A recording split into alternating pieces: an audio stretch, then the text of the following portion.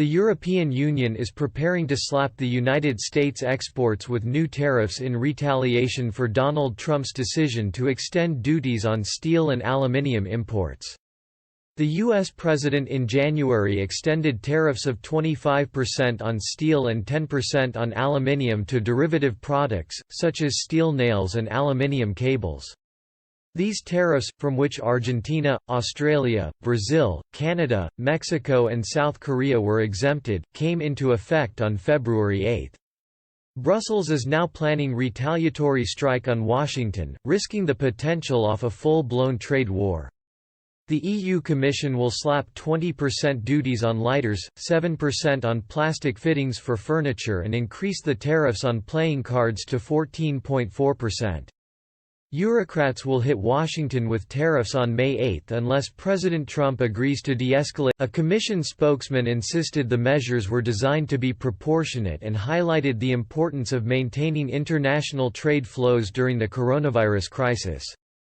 He said, the EU is adopting measures in reaction to the U.S. extension of its import duties on steel and aluminium to certain derivative products. The current crisis, associated with the coronavirus pandemic, illustrates the importance of maintaining open trade and operational supply chains. In order to assist the recovery, we expect our partners to remove any unlawful duties in place, including those on steel and aluminium. In the meantime, we continue working with our U.S. partners, in respect of our existing mandates, on the contours of a possible new understanding on trade issues, including areas very relevant for the fight. The EU will first need to inform the World Trade Organization of its plans before implementing the retaliatory measures.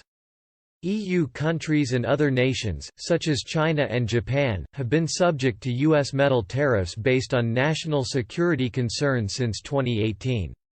Before the global pandemic, top bureaucrat Ursula von der Leyen was working on a proposed trade deal with the U.S. to ease recent tensions with President Trump. But new clashes have emerged with claims that the U.S. is attempting to wrest control of vital medical supplies, according to French officials. U.S. buyers turned up and offered 3 times as much as their French counterparts for protective masks shortly before the equipment was due to leave Shanghai airport. Jean Rotner, a doctor and president of the Grand Est Regional Council, said several million masks due to be delivered to one of the worst-hit areas of France were lost as a result. He told RTL Radio, on the tarmac, Renaud Muselier, the head of the southeastern Provence-Alpes-Côte d'Azur region, told BFM TV, the icing on the cake, there is a foreign country that paid 3 times the price of the cargo on the tarmac. Their accounts were rejected by a senior U.S. official. The source told AFP, the United States government has not purchased any masks intended for delivery from China to France.